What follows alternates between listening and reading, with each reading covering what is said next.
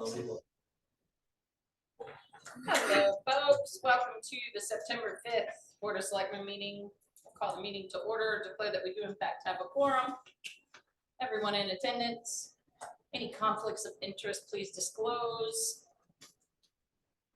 And we'll start with the Pledge of Allegiance. Allegiance to the flag of the United States of America, to the republic for which it stands, one nation, under God, indivisible, with liberty and justice for all. Okay.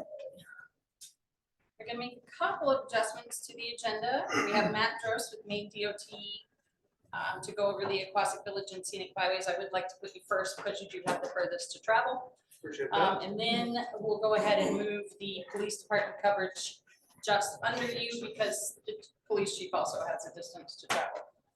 As long as there's no opposition to that, the floor is yours. Okay. Well, thank you very much. Matt Drost, Maine DOT. This is also Marty Rooney from Maine DOT and my chaperone for the evening to talk some about the Aquatic Village study that T.Y. Lynn and, well, I should say that the Maine DOT and the town of Rangeley procured T.Y. Lynn to conduct. And I think you all have a copy, I can see, of the report. So hopefully you've had a chance and obviously had some ongoing updates of the planning study anyway. But this is the draft final report from T.Y. Lynn for the Aquatic study, looking at both the village of Aquatic from the boat landing in the corner of 16 through the village development, and then separately at Haynes Landing from the parking area out. There was a public hearing on June 28th that I was unfortunately unable to make it to. Marty did attend and said it was pretty well attended. Almost 30 residents in total, and some residents of Aquatic Village who shared some concerns about some of the things in some of the preliminary alternatives that were being considered. Both Maine DOT and the consultant took those concerns into consideration. Ultimately, DOT does have some concerns about a partial build out of sidewalks that don't have a logical termini that sort of end then an open, uncontrolled access space in town. And I think the consultant shared some of those concerns about partial considerations. So ultimately, the report you have in front of you, I think, reflects the best engineering recommendations that T.Y. Lynn could put forward to really take into consideration some of those concerns that were voiced, but ultimately the recommendation as is that they've provided is there. So basically, it's to have any discussion there is about the draft report that is available, and then answer any questions we can about next steps, any questions you might have about where to go from here. Sort of with that summary, Marty, did I leave anything out? Anything else worth saying? Okay. And Joe, anything else you want to share? That's a great introduction. Perfect. Okay. So I'll open up questions from the board if you have any for him about the draft plan as it is. And then, of course, I would like to know next steps, that type of, but any questions from the board about the plan? I have some questions. Yeah. Thank you both for coming. Not sure if this is, I should be directing this at you, but the plan itself, I read it 4 times. So I went through it and it was really small type on our end printed out. But by the 4th time, I understood what you did on pages 2 through 4. You extracted from a whole laundry list of possible recommendations, what you think is the best bet scenario. And I did see that you did make some changes, for example, the flush sidewalk near Coop's garage and so forth, to accommodate the large amount of trailers and motor activity that go in and out of there. This to me looks like it is the generation came from the Complete Streets work or the smart growth plan on a federal level. And I'm just curious about the grant funding, where it comes from. Do you have to be completely compliant with Complete Streets for the grant funding to, because this all adds up to $8 million. And that's a lot of money, and I don't know what the balance is. And is it 100% grant funded, or do we have a participation piece that we're doing too? And going forward, if we accept the funds, do we have to be compliant for smart growth, ordinance language terminology going forward, even for private property owners that are within a zone that some of this infrastructure change had taken place in? That's a lot of questions. All great, no, they're all great. They're all great questions. I'm gonna try to answer them in that order. I think the first question was, the first reference was about some of the changes that were made. I don't want to take responsibility for the plan. We're obviously a partner with the community. The feasibility study really is the result of the work of TY Lin. So that is their work, that is their recommendation and what they've sussed out through both DOT and local engagement. Some of the work is sort of complete streets-esque, but it is not specific to that. As far as I know, sidewalks in general are a component of that, of course, but they're the need for active transportation components in Aquasic Village, both as voiced by the town and sort of being the perhaps logical improvement there. So I'll say that. I think the second part of the funding, the questions were about funding, and we'll bridge into like the next step piece of it. Ultimately, each funding mechanism that we might explore with the town has its own requirements. None that I'm aware of to date have any specific complete streets ongoing components with them. Maine DOT does not either, or smart growth components. Ordinance language may earn additional points on some competitive grant funding, but none that I'm aware of to date. Ultimately, sort of next steps as far as funding goes, there's guaranteed to be a local component, but generally the intent of the village partnership, which is the program Maine DOT is offering to partner with the town, is to leverage federal funds, other people's money to do some of this work. So yes, a component, no, not the whole 8 million likely. There's a hybrid scenario there where the community could choose certain aspects of this to implement beyond some partnership with Maine DOT, and then you may not be responsible for all the funds yourselves, but you would be responsible for seeking the grants yourself in your own share, as opposed to a federal fund or a state fund where Maine DOT might be a participating entity. And each one of those is unique to the way we break down our cost share. Is unique to the funding source. We can go back to the funding later if you want, but ultimately that's the answer. And I don't think there'd be any ongoing compliance beyond the scope of the project itself. Thank you. Questions from the board? Just a quick question. So how many more steps then are there to this? Like we're here tonight reviewing changes that came up last time. You know, I guess is there a drop dead date for us when we have to say yes, no, maybe, you know? Not really. There's something else I wanted to answer with your questions as well, because I think I've sort of misspoke about ongoing compliance, and then I'll answer your question. Yeah. The only ongoing compliance may be that if sidewalks are built on state roads, the municipality may be responsible for the maintenance of those going forward. Maintenance, yes. Yeah, sure. So, but nothing related to your home rule language around land use. Okay. To answer your question about drop dead date and next steps, not really. The consultants provided this draft final report, which ultimately, without any substantive major changes from any of the folks here, would become the final report. That'll be published, and that is what it is. We would hate for any of these to just collect dust on a shelf, but ultimately, we're at the final stage of this part of the process. Now with this report, we as in Maine Department of Transportation, can feel comfortable that the community has done a sufficient level of planning to understand the needs and the opportunities in the community to go forward with implementation. You can take the report on your own and implement it as far as you'd like, within reason on the state roads, of course. But to be a partner in that, there'd be a couple of next steps. And one of them would be to perhaps pursue some additional preliminary engineering. This is a very baseline, this is what we might do. Then we can get ourselves to some planning level, some engineering level effort to actually better apply for discretionary grant funds if we so choose. Depending on the scope of what it looks like, if you choose to go for like a congressionally directed spending or an earmark, you can pursue those on your own. And perhaps this is a sufficient level of planning for the department to endorse that without maybe being a financial participant.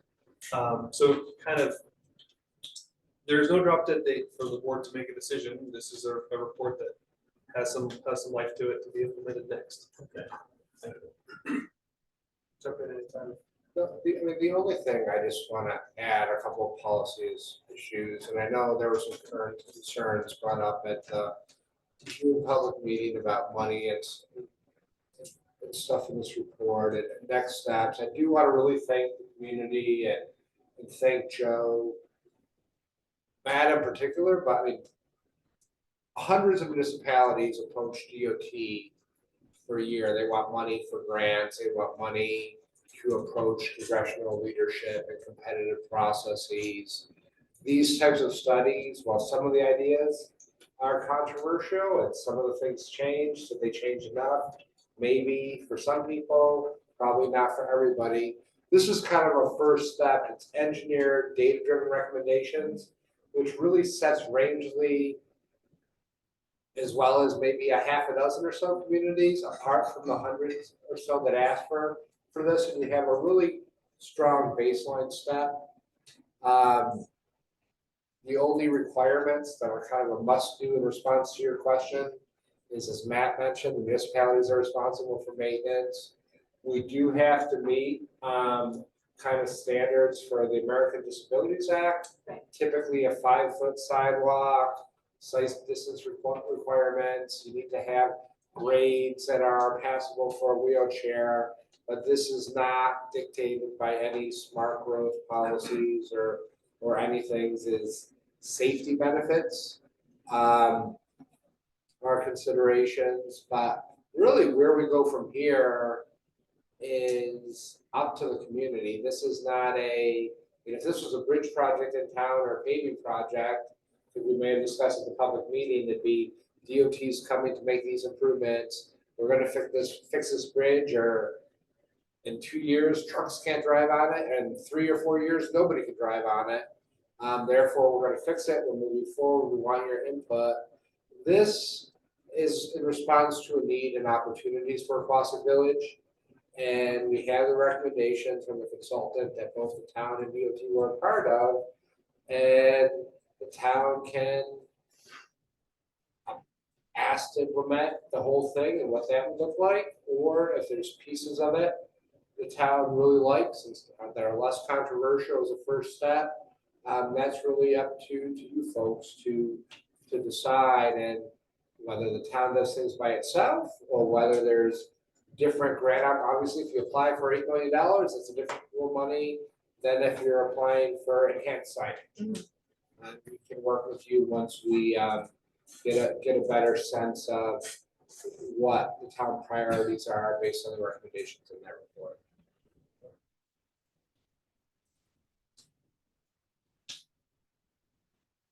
That's good about that. Did anyone in the public have a question?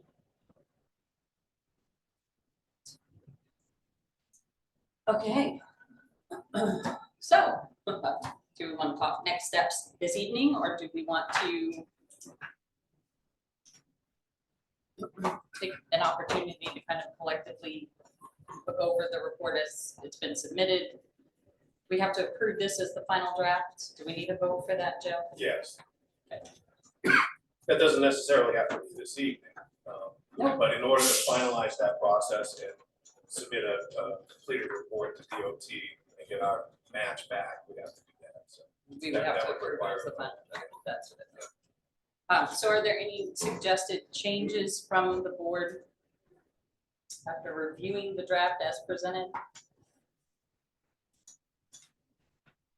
If anyone feels so inclined, I would entertain a motion to approve it. Otherwise, we can put it on the next meeting, whatever everyone's preference is. If everybody wants to review it more.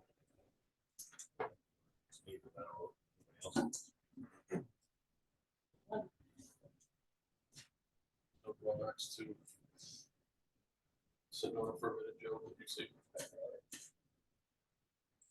I don't think in terms of the reimbursement, there's any drawback. I think I would ask if there are elements of this that concern the board that maybe want to address tonight while we've got the experts in the room.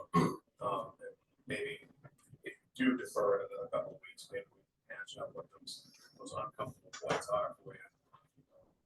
Possibly you might be able to resolve it tonight. I know that Wendy pointed out the raised sidewalk is now In some areas. in some areas it's now flush. The bridge, I want to point out that the bridge is kind of something that is a $3 million part of this project that doesn't have to be done in day one. And then I also want to point out that this is not an engineering exercise. It's just preliminary. It's a feasibility study that we've gotten a lot of good feedback on. It's gotten a really good conversation going. So just don't know that engineering and build out is separate from this feasibility process. So I would recommend that you don't leave the feasibility study over really any longer than we need to.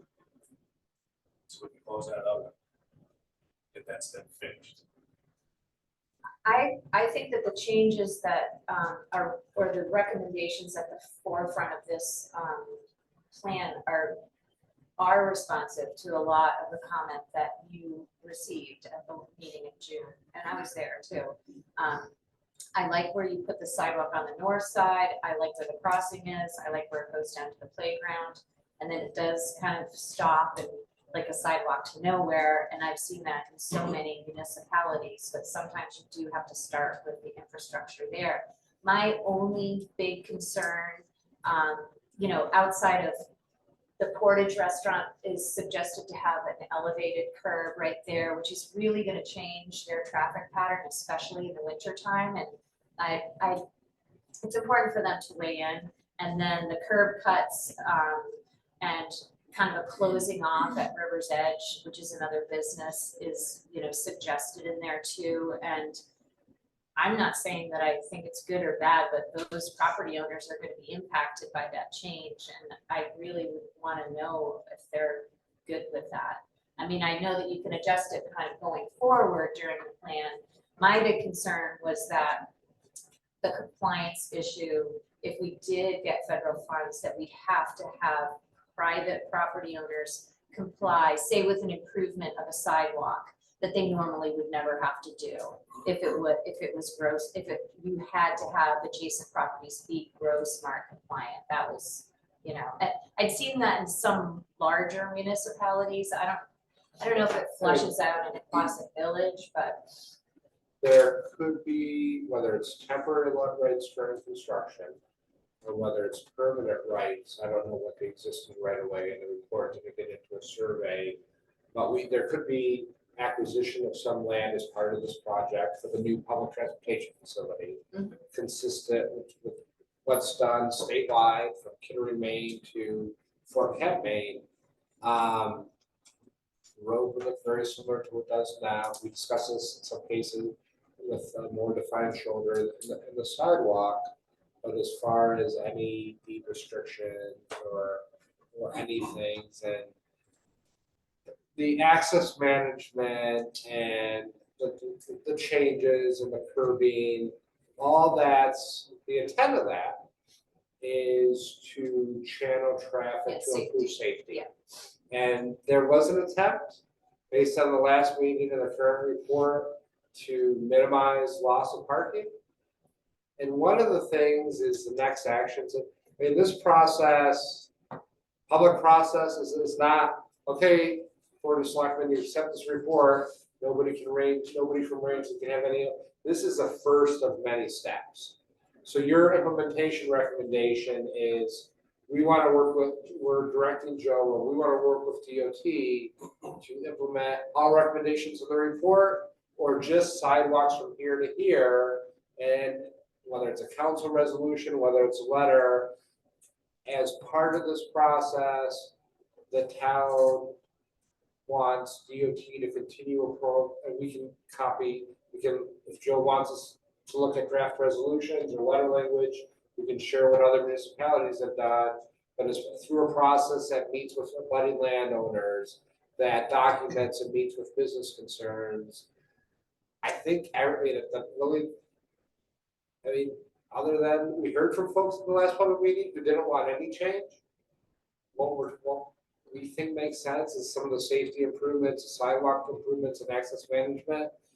But we do want to do so in a way that's compatible with the business owners and the municipality.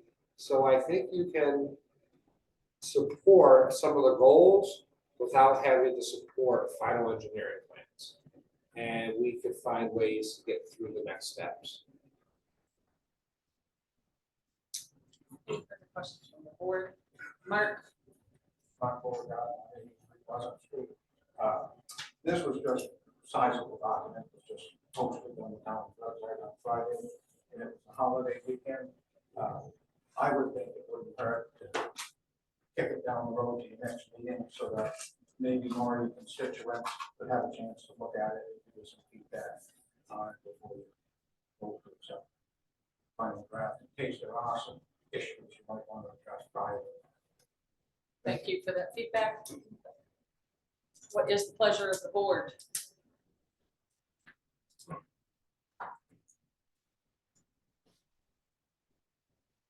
I'm good either way. I mean, Got it? Everybody jump in on this. I mean, I'm surprised to not see that's we're at previous meetings, not see. Right, here. my only, You know? my only hesitation is, given how many people attended that first meeting and had so much feedback to give us, I find it a little bizarre that they're not in this room right now.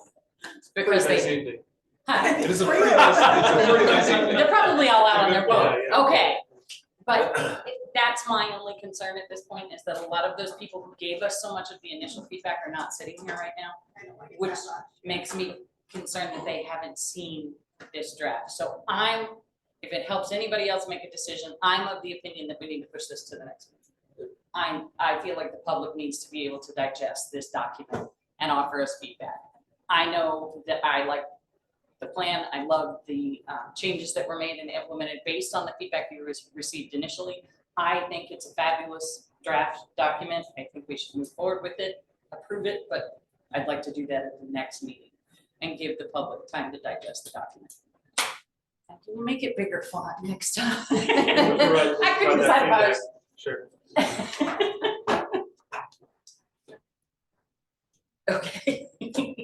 So it sounds like we will put it off till, is everybody of the opinion that, so I'm so sorry, thank you so much both for being in No, attendance no this evening and for answering all of the questions, we do course. appreciate it. thank you. And for all the work that was put into the group meetings.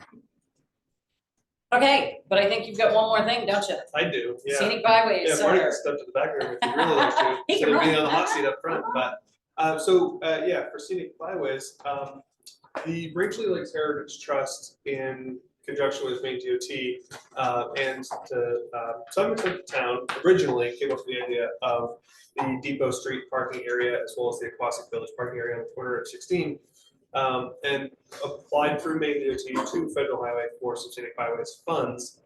And the grant was awarded successfully, 35 grants of $22 million total nationwide. So it was actually very, very competitive. Federal Highway says they've received 5 times as many requests. So to get any funded for Maine was a great success. So with that, there were a couple issues. Joe's gonna have to help me remember which municipal things need to be cleaned up this evening, specific to the status of the grant, the share of the community, and then maybe after you give that background, we can talk about the differences. It's on the, Madam Chair, that item is on the board's agenda to formalize the grant process, because this was a letter of intent funneled through the DOT to the federal government. We didn't do the internal grant application at that time, but now that we've been awarded, it's in your packets. And the letter of intent was, I was directed by the board to send that back in April. So it's really a formality, but just want to make sure that it's going to show up on our grant spreadsheet. I don't have you vote to do, ask you to vote to do that later. Perfect. So with that, I think the original application included a 10% match from the town of Rangeley. You'll have to remind me of the number. I think it was $61,750. That's correct. So that's 10% of the whole $617,500 project, however I'm supposed to say that. And in reviewing with our multimodal folks who project manage the development of those byway assets and community assets, it was determined that there was also a shortage on the calculation of the community share and the Rangeley Lakes Heritage Trust share, as well as the state share. The state is also a 10% contributor to the project, so we're sharing our 20% non-federal match. And an additional $7,500 in kind was provided by the Rangeley Lakes Heritage Trust, which read as 2%, but $7,500 is not 2%. So there is a financial shortfall. If the community had any additional cash beyond the 10% firm that was committed, that would be terrific. The deficit right now is $4,850. So I'm not necessarily making an ask of your dollars from the state, but I am pointing out that there is a deficit and it's currently holding up the agreement, both the federal highway and between the state and the town. So if there are any creative ways to fund that gap, that would be interesting. And was there a second component of this? I think the next component, Madam Chair, was how would the board or the town like to administer this project? So there are a couple of avenues. This would be what's called the locally administered project. I'm certified to do that. It would be kind of like the sidewalk project or other DOT projects. Obviously, we've got a lot going on. One of the things that makes me a little more calm about that is this grant has a lifespan of 5 to 6 years. So this is not something we got to put shovel in the ground next year. No, it's going to be in planning for a while, which makes me more comfortable to be willing to take that on. However, you're doing goal setting later in the evening, so you may have other ideas that you want needed to open time to. But I'm really very comfortable being the LAP. The other option is the DOT would do it. I think the benefit to the town doing it is I have the awareness of all the other projects that are happening, the timing of those, with the boat launch, the Aquasa project we just talked about. So if you're okay with that, I would ask that allow the town to be the local project administrator for this grant.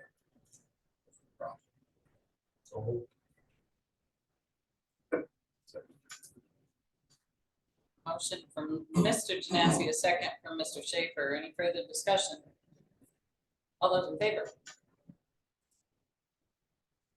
Okay, that part's taken care of. That's the easy part. Congratulations. So then, yes, now the next part is to figure out Joe and David Miller from the Rangeley Lakes Heritage Trust and I, as well as the project manager, had a conversation a week or so ago, or if not more shortly than that, to understand that the Rangeley Lakes Heritage Trust match was also some in kind, and they may be able to consider certain elements of that in kind as well. So while the actual funding deficit is $4,850 between all three parties, and federal highway share is absolutely fixed. It's been approved as such. It's been awarded as such. That is it. So sort of to move forward, the other three entities have this gap that it could be smaller than the 4,850, but that's what's currently outstanding for sure. So. Madam Chair, I don't know if Matt knows, I've suggested to the No, board I was gonna say, it goes probably not. as high as 65,000. Yep. So there's been a suggestion from the town manager that when we move to accept the grant and to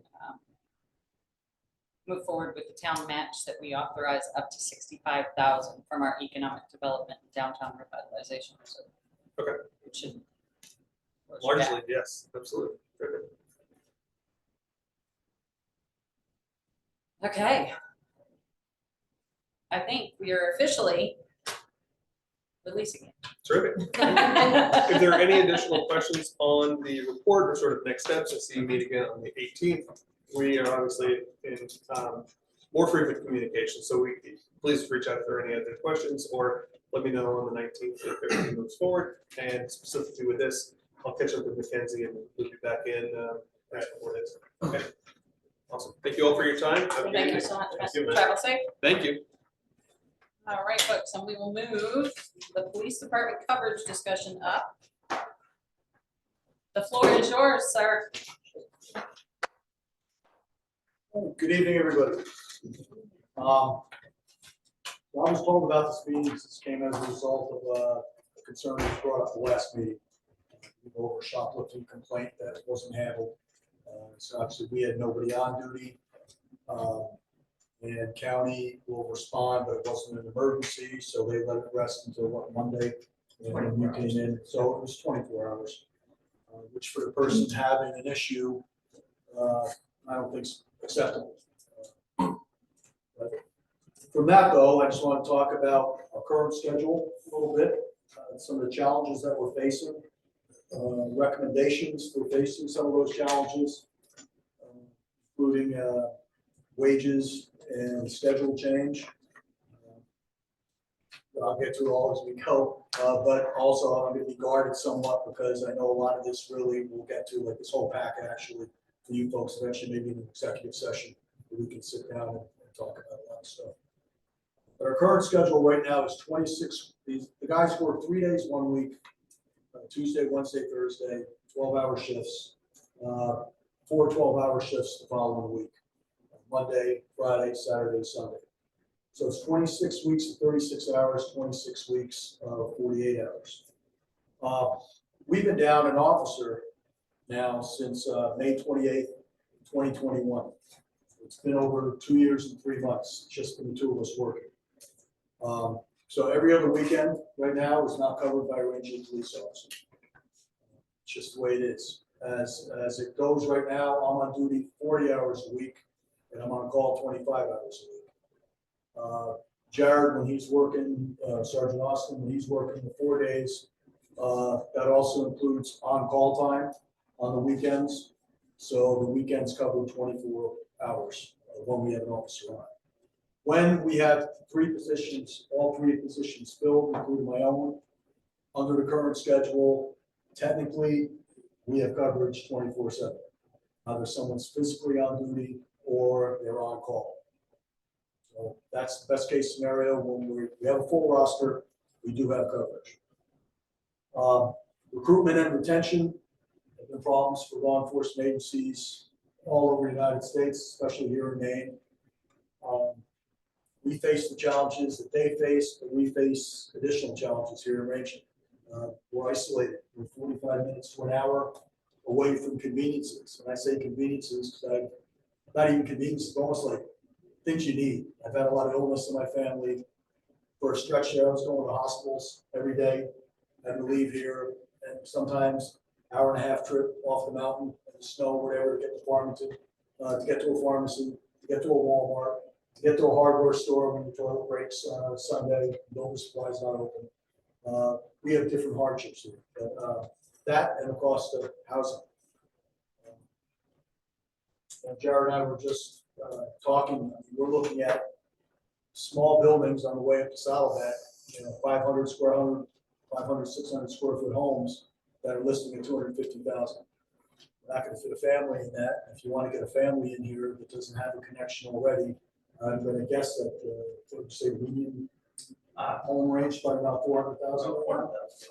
It's not inexpensive to be. Housing's expensive everywhere, but I could go other places. I could go to Farmington, for example, and find a home, suit my family, have the space for a lot less than I have to pay for this area. But some of the challenges that we face are self-inflicted challenges. And that's our current wages. Currently, a person who applies for a job here who's been through a police academy, who's certified, we call it a blue pin. They've gone through 18 weeks of training. They're a full-time police officer. They would be starting here at $23.03 an hour. A green pin, somebody that's just fresh coming through the door with no prior experience, would start at $22.03. Now, in perspective to some of the other jobs around town, for example, some house cleaners right now, they're starting at $25 an hour. We recently hired a Parks and Rec director, and without saying the hourly wage is greater than police officers' wage. And I'm not taking away from either one of those professions. They deserve what they deserve.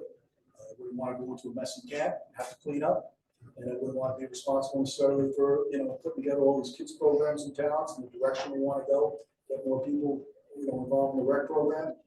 But the police officer position is a different position. You have a park and rec director that's making more money than a police officer, who has to go through 18 weeks of training, 20 hours of additional education and training every year to stay certified.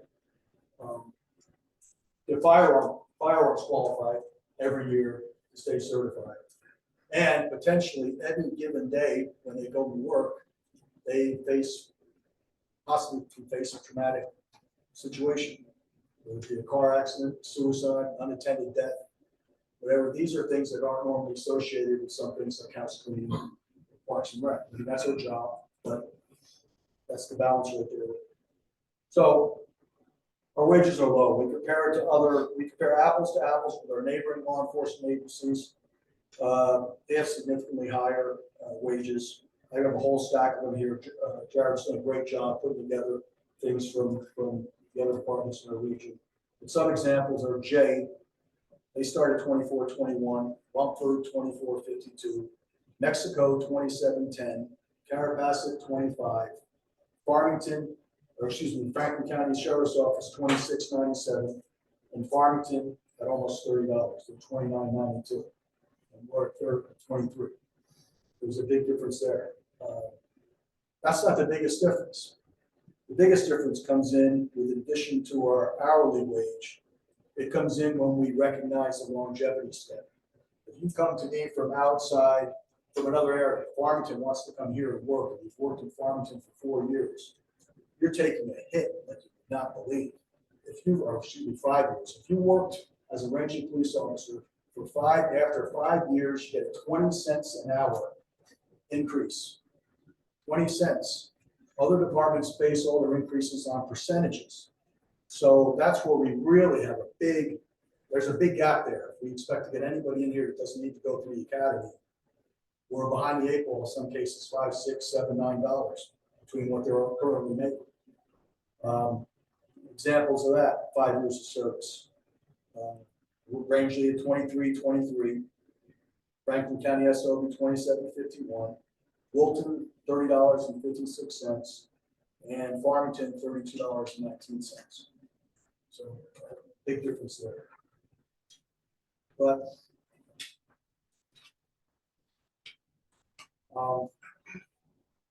so prior to noticing the lack of shift coverage, I had at other times, budget seasons, just recently, my initial request was for $7 more an hour to bring us up to snuff. That would have, and I hope will someday, when we talk about things, get us up to, it would be the highest starting wage of anybody around us currently. But it would still put us, we wouldn't be top for that 5-year step. We'd still be behind a couple of firms, but we'd be in the run. We'd be competitive. We wouldn't be dead last. Few of the current job postings that we're faced with that are out there right now, somebody with experience, Thomason's offering $32.91 to $37.40. Booth Bay's offering up to $36 and change. Dunker's offering up to $41. Freeport's $36.29. Sanford up to almost $40. Waterville $35 and change. And Bangor approximately $36. So that's what we're competing with our 5-year step, 23, did I say 23, compared to 40 in some cases. We're just not even close.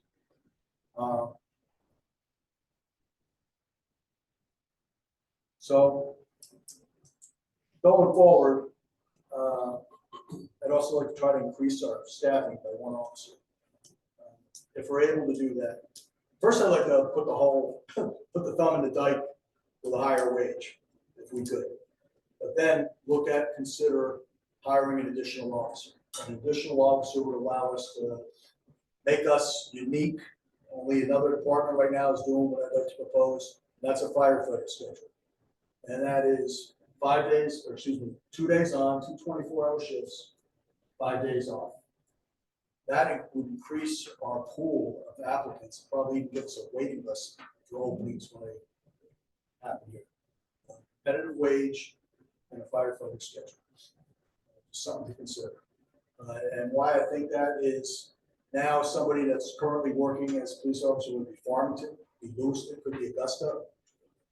Competitive wage, similar wage, come here, work 2 days, and be home for 5 days. No need to find housing, no need to move up here, no need for a spouse to have to relocate, either commute to a job far, far away or change jobs completely. Maybe a child is already, the student's excelling in school, or they're successful, they're playing football or hockey, or some of the things that we don't offer here. We're just a bigger sports program anyway, whatever it might be. They wouldn't have to uproot the family and come here and hope that things work out and go through all that with a firefighter schedule. So those are just some of the things that I wanted to bring up, but I wanted to thank Sergeant Austin. When we come around to it, he's got a ton of information here, and it's all good stuff. It's pretty much up to the minute. I would be the firefighter schedule to me just seems like the way to go for the future. It's thinking outside the box a little bit and doing, something that I think will be good for our community, put us in a position for down the pike of not only being sustainable as a police department, not worried about when one person leaves and being short shifted all the time and not having coverage, waiting for days for, call to be answered, but get us in a position to possibly even go further, think bigger. Think about maybe becoming a Rangeley Lakes Police Department, a Rangeley Lakes Regional Police Department, working on the plantations, getting more folks on board, actually providing a service that I've seen. That was my spiel. I would love to say, somebody raise their hand and say, Chief, we'd love to go to executive session, talk about some of these things, or however whatever. Because a lot of the stuff will be is negotiable, things that I can't get into. That's not my position right now, and I know we can't talk about it. That's why we're a couple of reasons why we're just short. We're just short on staff. So that is the reason behind the call that was meant that. Yeah, that they you will- picked they up the don't- 24. So the schedule, I'm so sorry, Chief. I thought the schedule had you on that day for the call. Is that not always an accurate schedule? Yeah, I don't know when. You were out for an appointment. Is that? I Okay. think you were out for an appointment. Okay. So your normal morning shift where you could have picked up the call because it was from the Yeah, day it's possible. before. Yeah. Okay. So, All right, but I so it mean- wasn't picked up until you came on. This was all about addressing a concern of a constituent, so I want to make sure that was taken care of via you guys. And so, too, like I said, I want to make sure too, like, county does a great job for us. They've been covering us now for years, but they too, like everybody around us, they're at any given time. Right now, I think it's 3, I've heard maybe 4, but there are at least 3 officers down themselves. So when we have something, there's a property crime here, if somebody's not hurt, if there's even maybe a fender bender that doesn't require a car deer that somebody can report the next day, whatever, we're not getting any service. They'll come up and they'll cover us for emergencies. Border Patrol, excellent, but excellent in bodies. They don't, and they can speak to it, they can't enforce Maine law. They don't enforce Maine traffic. They're great for our backups. They do it all the time. Should we go to a domestic disturbance and we only have that one person on, and either we request it, so a lot of times they don't even request it, they hear it over the radio and they're already starting somebody over to help us out when they have somebody in the area. But that's something too that we just can't rely on. I'm hoping that we can get to a point we can just rely on us all the time. I'm gonna say one thing, any discussions regarding contemplating changes of pay, benefits, working conditions, or scheduling cannot happen in this open meeting, so please do not approach them. Go ahead. Basic question. You talked about the firefighter schedule, another department has implemented that already, you said? Thomas, And they been they successful? are not, well, they're slightly larger than us because they would have what we have, but they're large enough where they have 2 people on duty at all times, so like double it. But yeah, they pretty much have a waiting list right now for their jobs. Either one of us could go there with our experience right now, if there was an opening, and it would be a windfall. It would be quite a pay raise. So if you went to the firefighter schedule with another officer, you're 24/7 coverage, or would be back to 24/7 roughly coverage? Yes, yeah, it'll be 24/7 coverage. That's just one thing I heard a lot during the election, people asking about the police department and why we didn't have another officer and what the status was and everything, so I'm glad you came and gave us that presentation tonight. Can I ask a question of the border patrol agent? Is that all right? Shoot. So people ask me that too. A lot of people in town say, well, we got 21 agents or whatever in town, why do we need a police department? So can you just talk to that a little bit about what the police, what the border patrol actually can or cannot do? I know the chief touched on it a little bit. But Yes, and I'm glad you brought that up, because I actually heard the same thing. I'm new to this, where I worked before, I came from Fort Fairfield, Maine, neighboring town Limestone, very similar issues. So, although it looks like we are the police, because we look like game wardens, and we're dressed like police officers, we're not. We're federal law enforcement, so we have our own mission sets, which is national security and border security. And we have the international boundary with Canada and Quebec that we focus on primarily. We have a large geographic area that stretches from Augusta to Kingfield and all the way up almost to Jackman, and to New Hampshire. So although we have 27, including me, often we're sending people in other places in the country, and we have a large geographic area, and we're spread out, and we're really small, even though it doesn't seem like we're small. And because we enforce the federal laws, we do not have authority to enforce state laws or municipality ordinances. We don't answer 911 calls. We're not dispatched by Franklin County Communication Center. But because we did go to a police academy, our Border Patrol Academy is comparable to any police academy you find in the country. It's all the same training, the same tactics, the same mindset, the same equipment. So because we have that training and because we're in the area, when somebody like Chief French's department needs help because they're so small, or Franklin County has one deputy and they're going to go into something and they'd like backup, they will ask us to help. And we are more than happy to help if we're around, but we can't promise that we're going to be around. And that's only if we're not dealing with what we typically deal with. So like we just had last night, we had an incident up near Jackman where the train comes across the border. And we've been dealing with that, almost all hands at the station, working on it. So we've had nobody in the field since last night. So if we were to be asked for help today, during my shift today, if somebody were to ask for help, we probably would not be able to do it. We do what we can. We do like to help. You shouldn't be counting on us to help. And we don't have the authority to answer those calls on our own. thank you. Any further questions from the board? Any questions from the public? Chief, how many reserve officers do you have? Because I remember you What? came to the board. Yeah, no, we currently have one reserve officer. One reserve officer completely retired, got out of police work completely. And the others have gone on to full-time jobs in other departments. And even when we raise the wages up there, it's still up for coming in for a 4-hour shift or whatever. It just, there hasn't been a lot of success for that.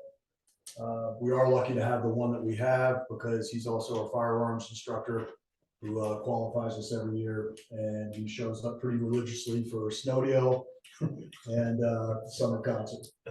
So that's what we need, an extra body. And you said even after raising the wages for those Yeah, well, positions. that didn't- we raised it up. Please let me finish. So I'm even sorry, after raising the wages for those positions, we aren't able to fill those either. That's correct.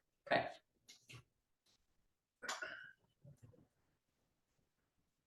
Thank you, Chief. Well, Any further questions from the board? Public, are you, Cindy, did you have any additional questions? Anyone else from the public? Chief, thank you so much. Jared, thank you both so much for taking your time to come in. Yes, Chair, are we going into executive session today to discuss any of this? that's all going to depend when we get to that section of the agenda, if we vote to go into executive session. Yep.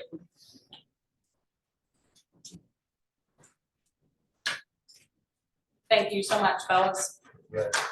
Thank you. Appreciate the time. Okay, folks, let's get through. Review and approve meeting minutes for the August 21st, 2023 Board of Selectmen regular meeting. Make a motion to approve the minutes of the August 21st BOS. Motion by Mr. Second. Genasi, second by Wendy. Any further discussion? All those in favor? That is unanimous. Nope. Somebody's abstaining because it wasn't me. Not unanimous. All right, do we have any public to speak on a non-agenda item?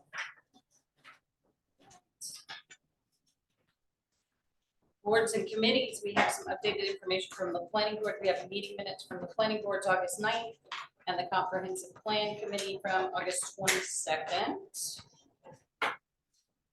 Moving into consent items. So sorry for the delay, folks, for anybody who's waiting on us to take care of those. All right.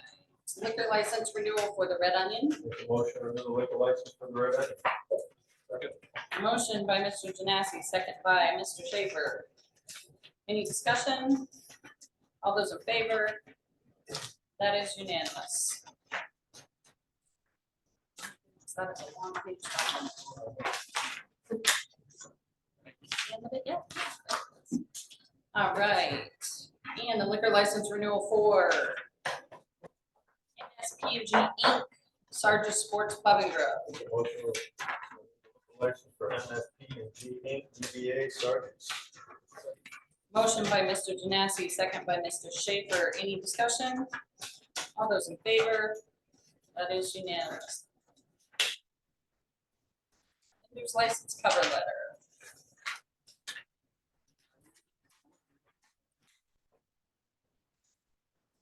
All right, this is follow-up from the previous meeting. As part of the motion from Wendy that we send the cover letter with the details of why this came about.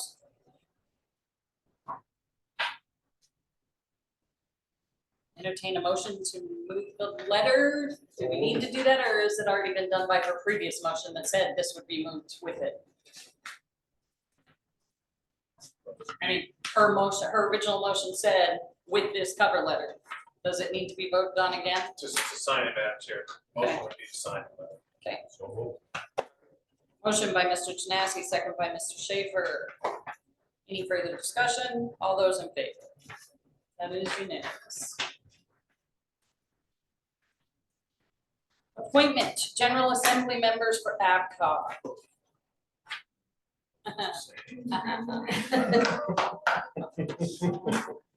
Two members. We are allowed two members on the ABCOG General Assembly.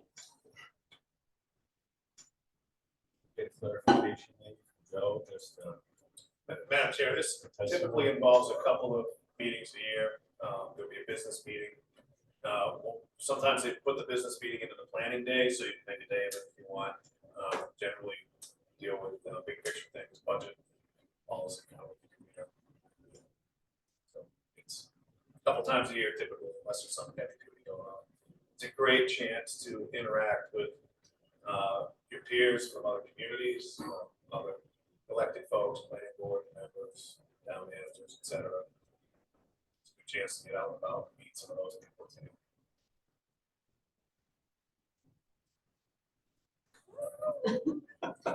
So I would love to follow his recommendation for appointing Brett Parker. So if we could get that rolling, and then everybody can chuckle their way to whoever they're appointing for the other position. we'll make a motion to appoint Brett Parker. Motion by Mr. Genasi, second by Mr. Schaefer. Any further discussion? All those in favor? Thank you, Breck. Hope he knew that was coming. He did. Okay. Madam Chair, are there any board members interested in pursuing this for 2 meetings a year? In Farmington? They're typically in Auburn. I was gonna say they're usually a little further out.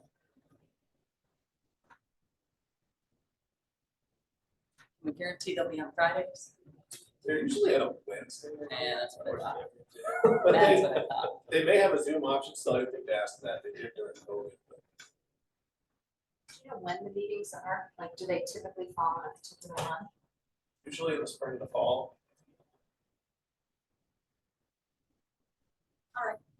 Yes. Make a motion to push it. Second. High five. Motion by Mr. Janowski, second by Wendy. Any further discussion? All those in favor? That is unanimous. Thank you so much. All right, Sam. Thank I'm honored, thank you very much. Very nice. Okay. Aquatic Village Transportation Study. We have decided that we are moving the acceptance of the draft to the next meeting, sir, so thank you so much for that. And the scenic byways grant acceptance. That will require a motion. Accept the scenic byway grant, the town match up to $65,000.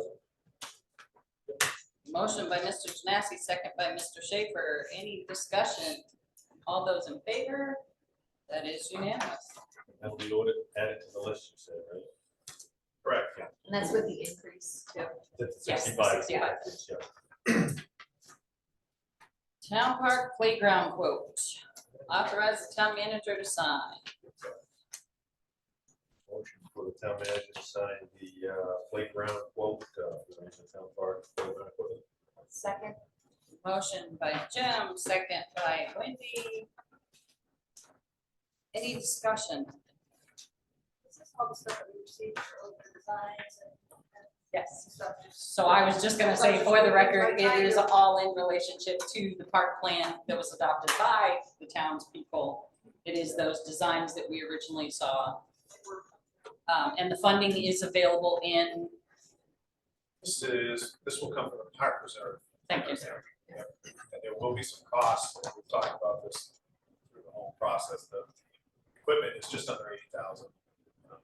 There'll be some installation costs, Eric is, work with us kind of as a consultant, make sure we get everything in the right place for a couple of days, for public works. So overall, we're anticipating around 100,000, erosion control, concrete, all those things. Just want to make sure that doesn't sneak up on anybody. Okay, no further discussion. All those in favor? That is unanimous.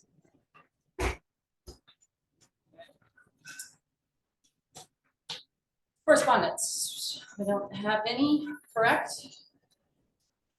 Old business, the Disadvantaged Business Enterprise Program. Stantec policy statement, second reading. So we're taking the approach of adopting this like any other policy that we adopt with multiple readings. And I do see that they updated. I mean, the change requested. Perfect.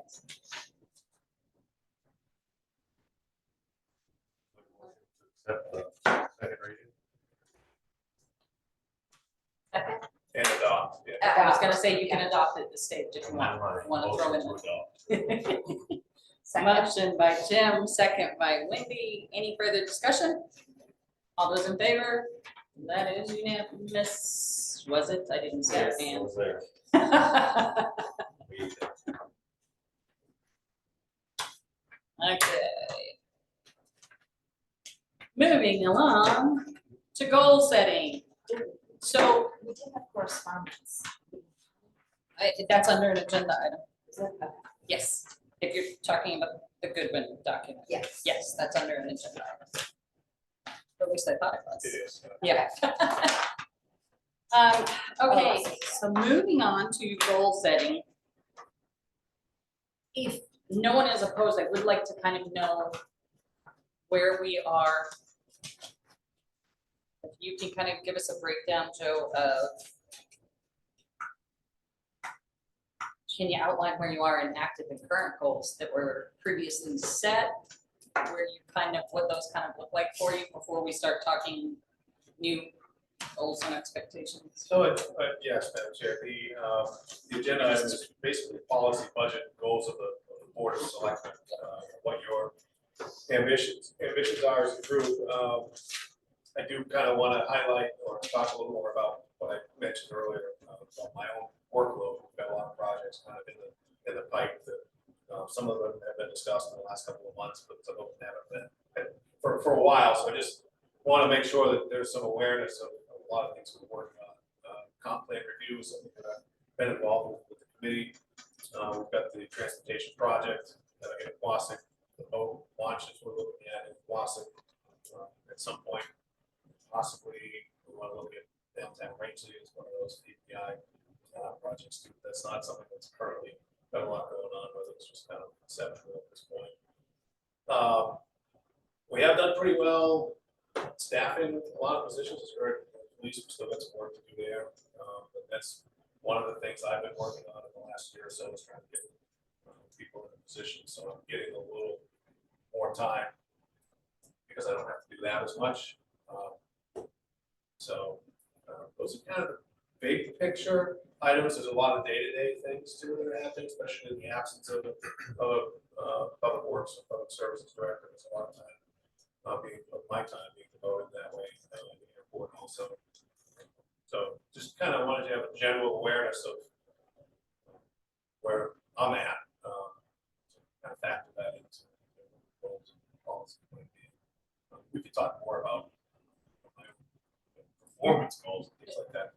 I'm so sorry if I confused that. I think that your goals are a huge part of ours. Yeah. Because we do rely on you so much for some of the day-to-day work that we may have in our goals. So I just wanted to make sure I knew where you were, have a good feel for where you were, so that we don't kind of compound it. And what I forgot to mention is this policy. We're still hammering away at the personnel policy. Negotiations will be coming up, so hopefully we can swap proposals prior to Christmas and go from there. That's just me speaking. That's not anything I've heard from you. Just my own goal. Thank you for that opportunity. Perfect, thank you so much. Okay, so we'll start, I don't care which end, and fire away with what your objectives, or what you feel some of the objectives of the board should be. Alrighty, I would say, to really try to put a lot of effort into attainable, affordable workforce housing and those generations thereof. I know that in the previous comp plan, there was actually, one of the actionable steps was to create a work group that was, supposed to be overseeing that. And again, having something like that would take a little pressure off of, the day-to-day grind with Joe. There's a lot of ways you can go about that. A lot of it is ordinance driven, and it could even be, to analyze the throughput policy for building permits and things like that, just to make sure that we don't have any impediments that just, make that procedure a lot different. And, you could consider, I know we do have impact fees for bills, and maybe we want to look at that for different types of housing and adjust it so that you can incentivize multi-unit dwellings and have less of an impact fee. Just some ideas to kind of throw around. Comp plan, I'm really excited about being on that committee and getting that going. It would be really helpful if we could inspire some of the departments and some of the organizations and boards and committees in town to complete kind of a roster of where they are with their actionable steps, so that we can update what we did do and what we didn't do, so we have a nice clean look at the plan to work off of. Not really our work, but I know that I heard this a lot out in town about the sign ordinance. I know that's a big one. I would suggest delegating that to the ordinance committee, and my further suggestion would be to ask them to contemplate extracting that from 38 and having it be a standalone policy. Just makes a lot of sense because it's such a different type of ordinance. And then, again, this is referencing to the 2012 comp plan. At one section in the plan, they talked about a feasibility study for the public safety building. I don't know what happened to that. So, and I know that the building is a difficult one in terms of what they need to do when they're working there. So if we can unearth that plan, if there is one, that would be great, or maybe, look at that for, not today, but in the future as, more of a longer range goal, especially if we get that department up to speed. That's what I have.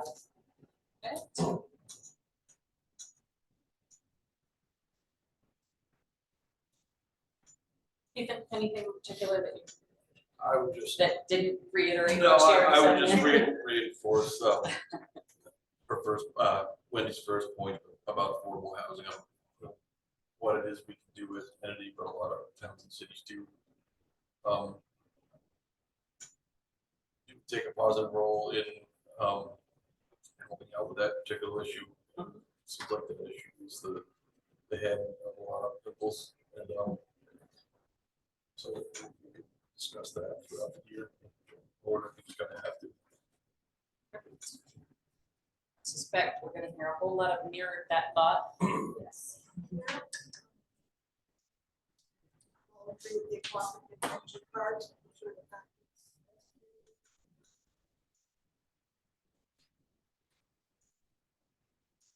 the signs, I know that's, we've that down the road this past,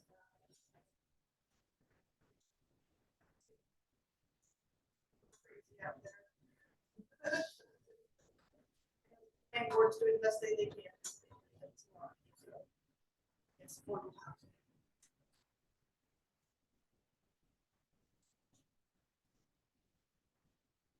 Mr. Janasi? Affordable housing.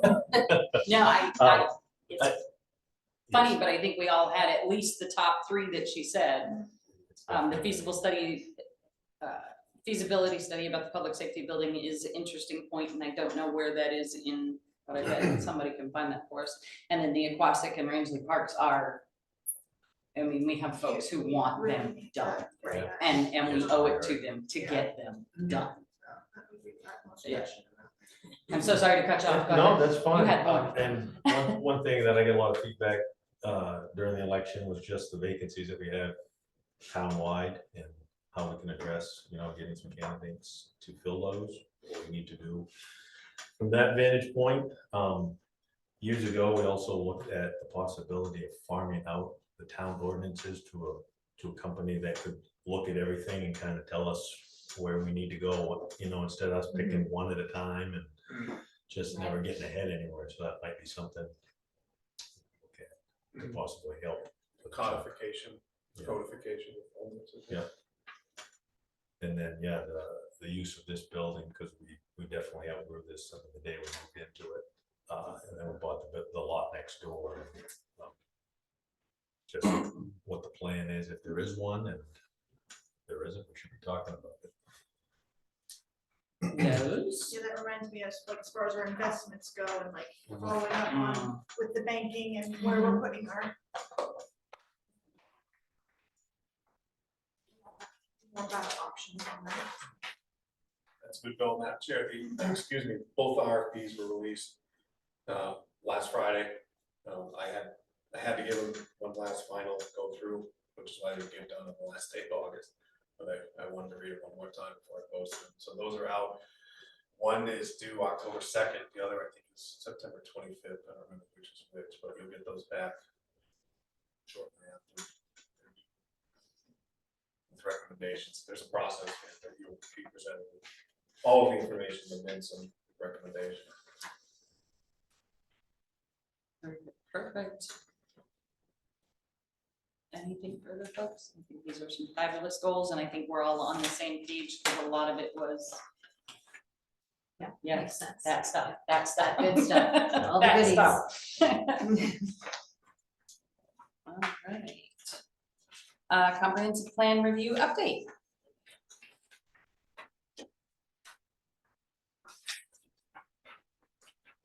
Madam Chair, I believe you've got some minutes for one of the meetings, but I just wanted to let you know that the committee is off to a booming start. We are a panel consisting of one committee member, CEO, and myself are doing planning interviews in response to the RFP it's been on my desk for a couple of months now. They're doing those interviews tomorrow. Not all of those elements in the planning RFP will be utilized by the comp plan committee directly. There'll be some other things that are related to code enforcement and planning. But, so those are happening tomorrow, interviews, that is. I wanted to make sure that the board had the list of actionable items. Tracy got that to you. Just so you saw what the other folks have seen, we've gotten some feedback over the last year and a half, from some committees and other folks. There's still some that needs to be kind of filled in, so I did send out a kind of a nice reminder the other day. If folks have some updates, if they want to plug them into the progress box, or if they just want to handwrite it, or if they want to call, however they want to get that information. There will be no judgment, if there's, I wrote an email today saying, it's okay if there's no progress, we just need to know that so that we can figure out where we're at in space and then figure out how do we proceed. So that's kind of the update that I wanted to give you. Make sure you have that sheet. One other thing I'll say about it is, in a lot of cases where the board of selectmen are listed on that sheet, I am also listed on it, so I'm happy to take a stab at kind of updating that and bringing it back to the comprehensive planning committee when they meet on 19th. Mark? I have a question on this activity sheet on number 157, implementation, with the last page. I'm just wondering if this committee is the same one that's described here. It says appoint a 9-member plan information committee to oversee the implementation of the plan. The TIC will include a representative of the college selectmen, plan, board council, plan, ordinance, economic opportunity, and the public. And that was to take place upon the plan adoption. So is this what this committee is filling? So the current committee that we're talking about is the Comprehensive Plan Review Committee, not the Comprehensive Plan Implementation Committee. It's Those are review two- and implementation, right? Isn't it? That's the way it's described, and that's what confused me. Okay, So they're reviewing and implementing. This one here just listed as implementation. And so I'm just looking for some clarification. Very on good this. question, Matt. Chair. So the purpose of creating the review and implementation committee 2 or 3 years ago was to cover both bases. It wasn't done, I don't believe, initially when the plan was completed. So it was more about reviewing, because we're coming in 6 months or 8 months after the plan was signed. You're coming in 8 years, 9 years after. So it was a review component. The size of the committee really, I believe, related to the ability to find people that be on. In fact, we were without a quorum until recently. So that was why the number is different. But yes, this committee basically performs that function. But unfortunately, they got started 8 years late, 9 years after adoption. Well, I didn't know if anyone actually asked each one of these organizations that was identified as, to appoint a member. Ordinance, they appoint one. Economic opportunity, they appoint one. Planning to appoint one. I just hadn't witnessed that done and didn't know it. That's why I was a little confused about this. no, I can see the confusion because I thought they were two different committees as well. So now I'm concerned that we don't have the proper folks appointed to a committee. That we don't have the folks that the plan says we will have appointed to a committee.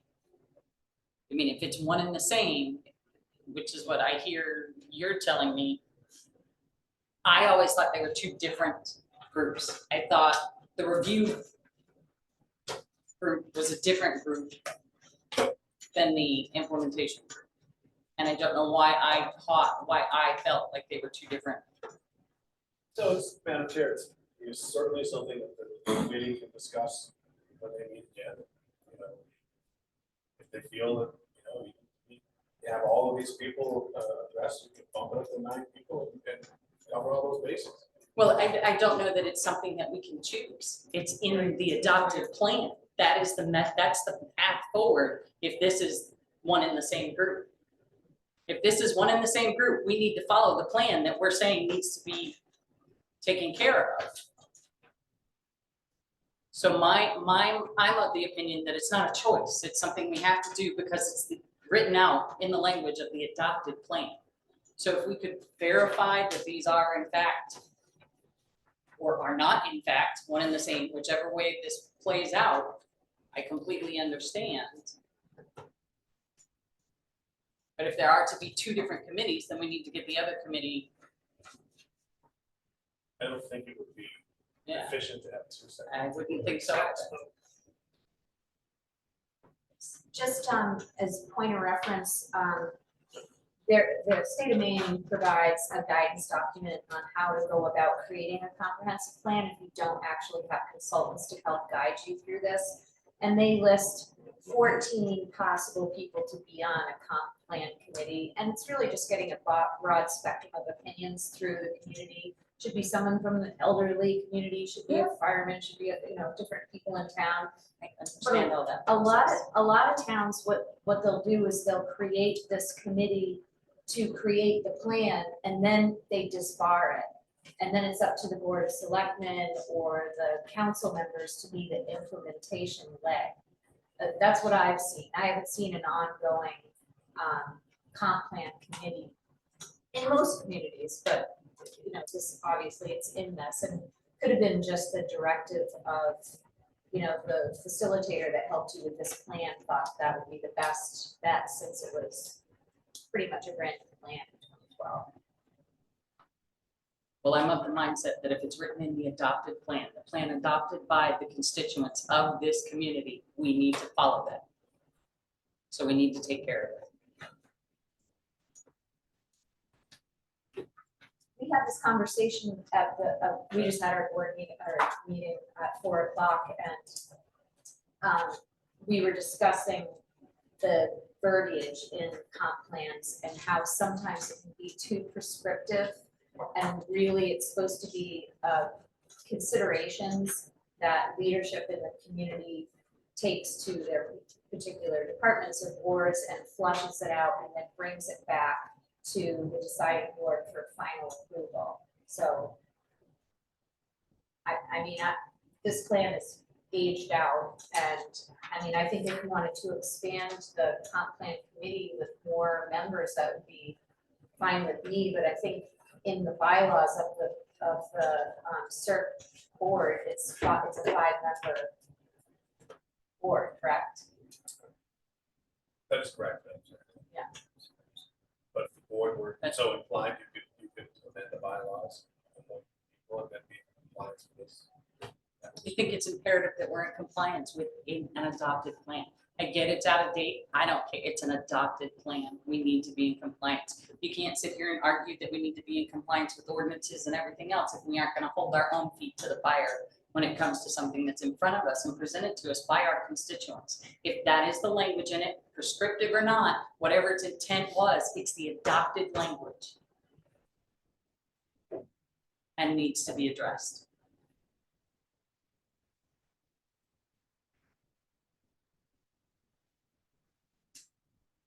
So we need someone from the planning board, an ordinance committee person, economic, and then we're covered. No subgroups. It's an easy fix. It really is. No, it is an absolutely easy fix. I'm just saying it needs to be fixed. All right. Any further discussion on the comprehensive plan review updates? Moving on to 35 Hotel Road easement. We received a request from an abutting landowner to purchase a right of way from us.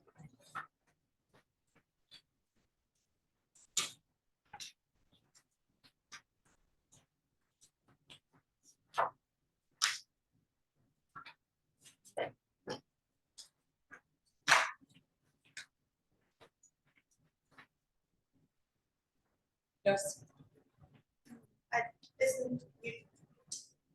being historical, don't you already have the right of way? Sorry.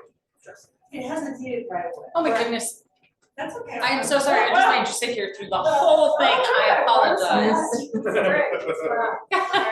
It's great, it's gen multi-generation, since the fifties. Right, so I don't understand if it's already a given, right? So the right of way exists. So, but I don't know, so it's, the driveway comes up the side of my property. The beginning of the driveway I own, right, probably already has. At the beginning of the driveway is owned by me. Then there's a deeded right of way from me from.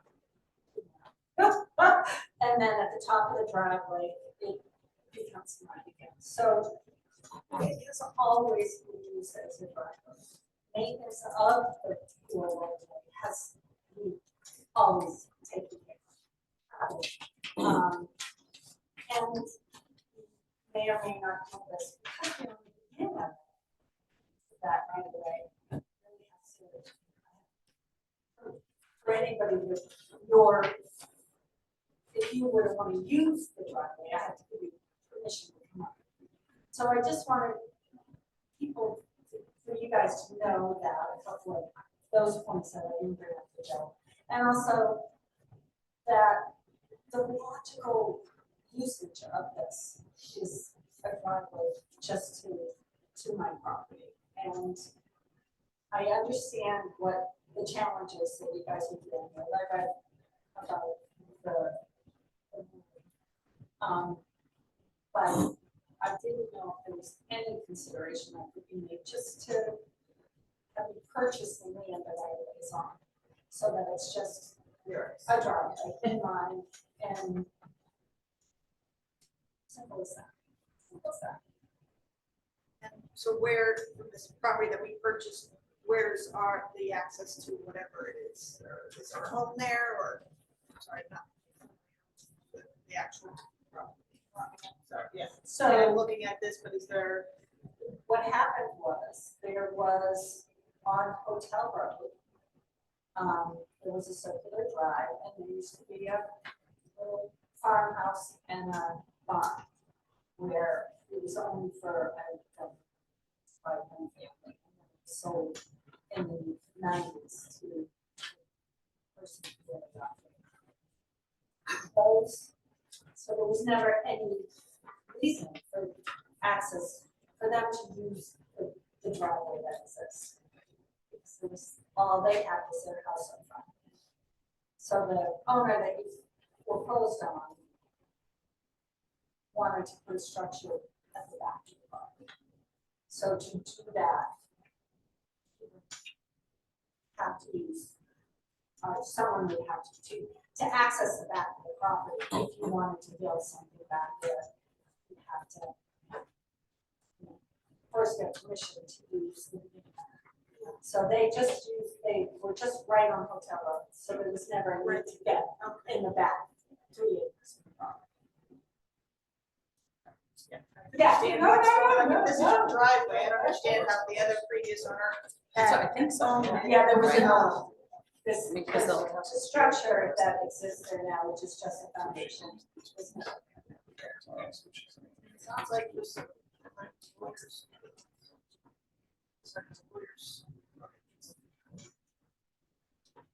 Well, town shouldn't incur an expense.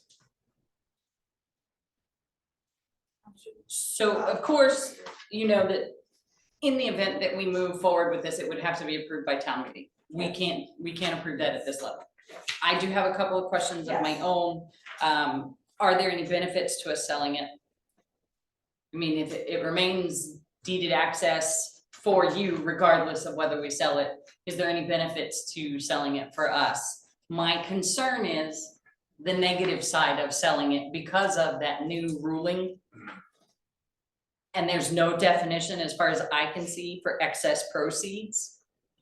Would the sale of this be considered excess proceeds that we then have to turn around and pay to the previous owner You certainly would. on wanna a foreclosed property? Yeah, seek legal advice if you were Yes. interested in going forward with this. And a survey would have to be Yeah. done, which of course I assume would be at that expense. So, yeah, no, I understand all that. I just wanted to float the idea out there because it's a logical, and yeah, it's just a logical thing for it to happen for that little slice. Anyone else have any opinions on what to do with this from here? Do we want to seek legal's opinion? What's the take? My advice would be to think about what your options are with the property universally. What do you want to do with the whole property? How does this affect that? Give you more time to think about that. But whatever you do, if you do something here, it's going to affect the remainder of the property.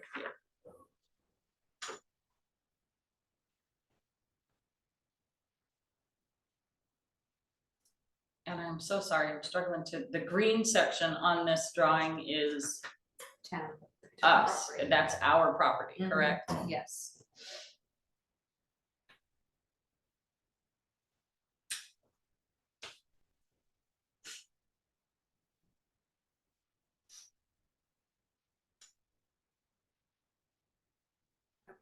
Options of what we wanna do with the property down the road, I mean, That should be in our goals.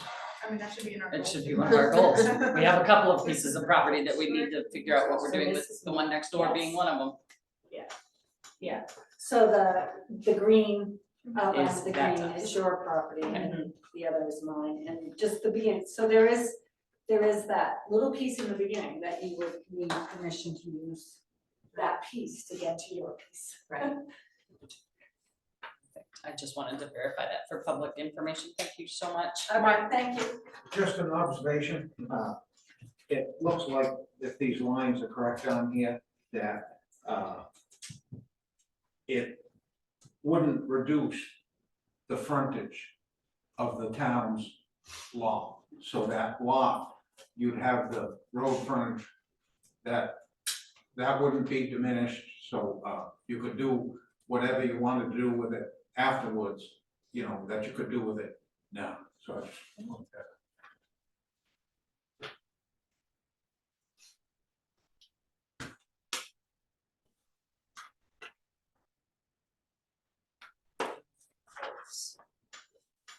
Madam Chair, you don't need to make a decision. Yeah, no. This really No. was. I wanted this to- Yeah.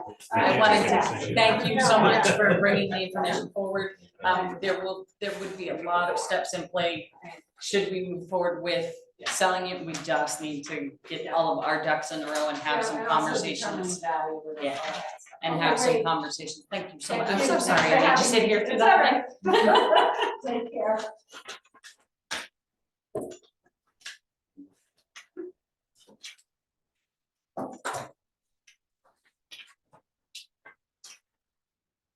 Now, manager reports.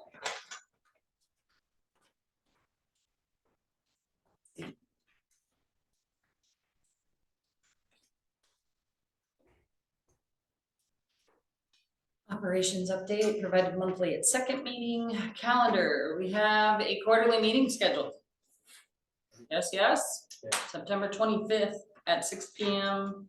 at the Dallas Plantation Town Office. Correct. Oh. Other business, monthly financials have been provided via the email.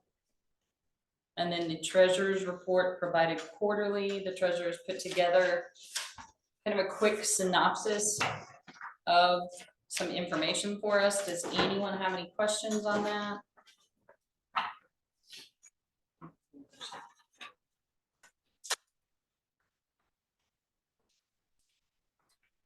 So I do believe the intent of this is just to kind of give us a quick glimpse of a condensed version of the ones that we get in the email, correct, Joe? And then The the ones other, that we get in the email are very line by line item detailed. correct, Madam Chair, this, I will point out that this is a year-end fiscal report, one that ended. So, Yeah. we got all the final invoices and so forth in August, wrap things up.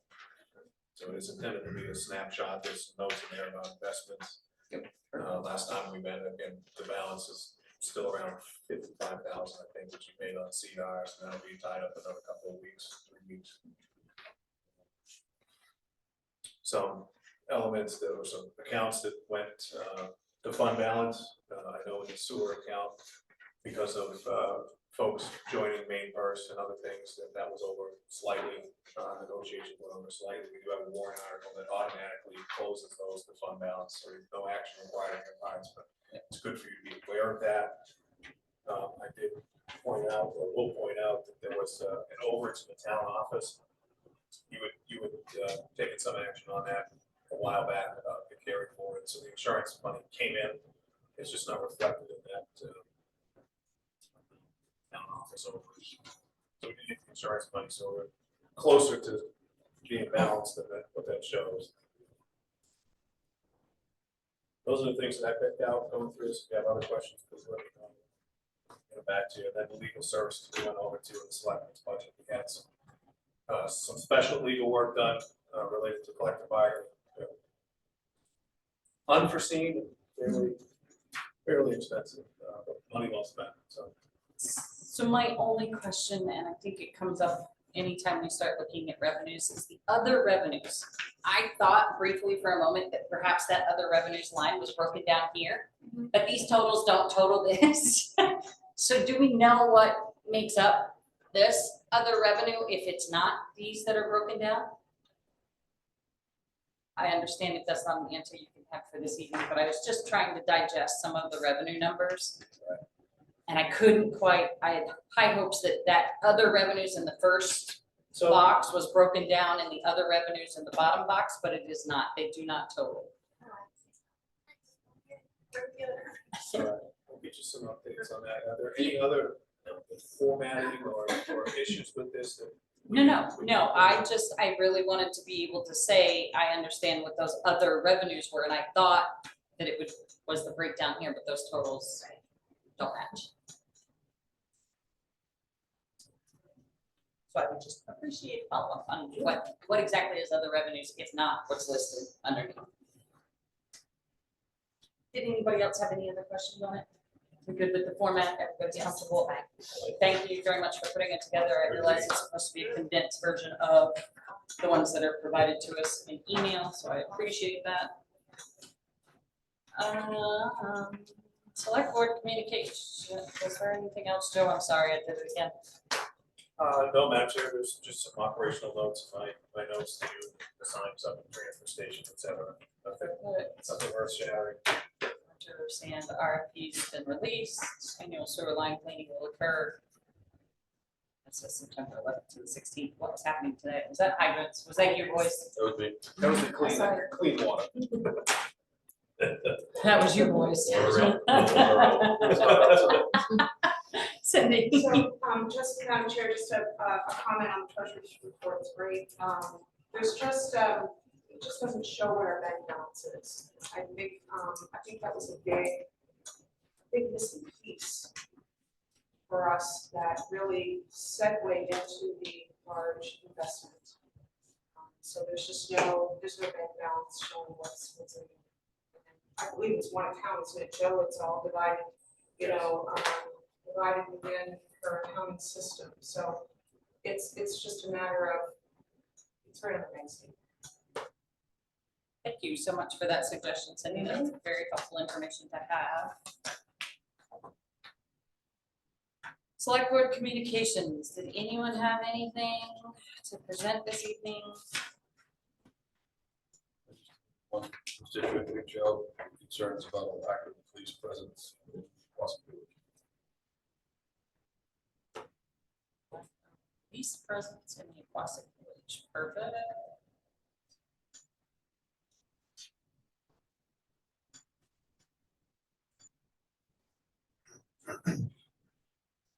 Anything else? Okay. Is there an executive session? If so, someone needs to make a motion to go into it.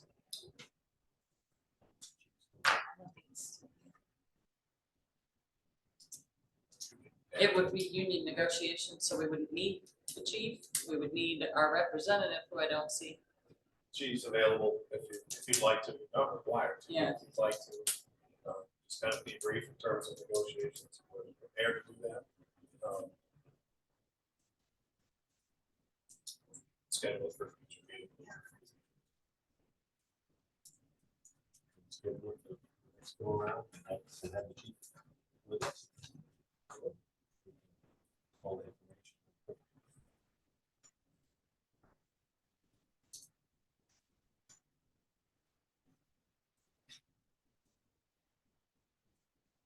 All right, I will entertain a motion to adjourn. So, By Jim, second by Ethan. All those in favor? That is unanimous. Thank you so much, folks. no, thank you.